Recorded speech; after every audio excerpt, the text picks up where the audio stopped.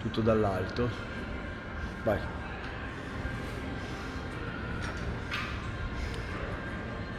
Ok.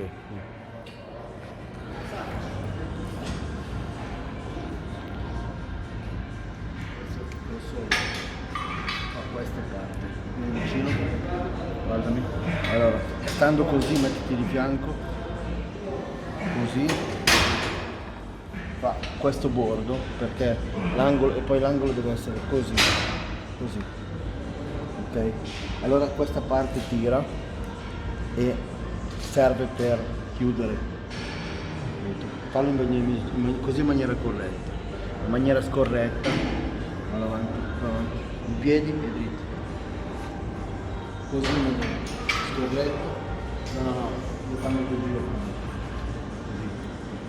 così, più avanti ancora, guarda, così non fa qua, vieni qua, fa qua, perché il movimento è così, chiude qua, invece fallo dritto, e poi è in alto, e questi cavi non tirano. Ok.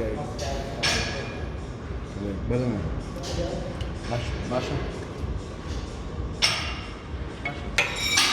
Guarda, questo cavo qui deve essere braccio così. Se lo stai dritto, guarda qua, più lontano. Dritto, non tira qua. Se invece piego l'angolo così, qua tira.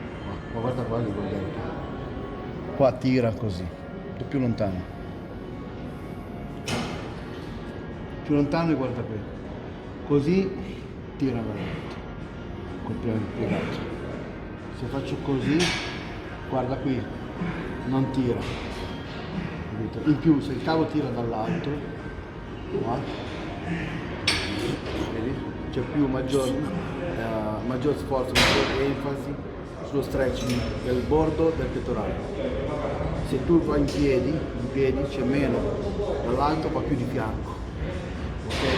E più se lo tira davanti così non fa assolutamente questa parte. Guarda qua, devi guardare, qua il bordo, così in mezzo, non tira qui, ma qua. Ok, questo è il crossover. Chiudi.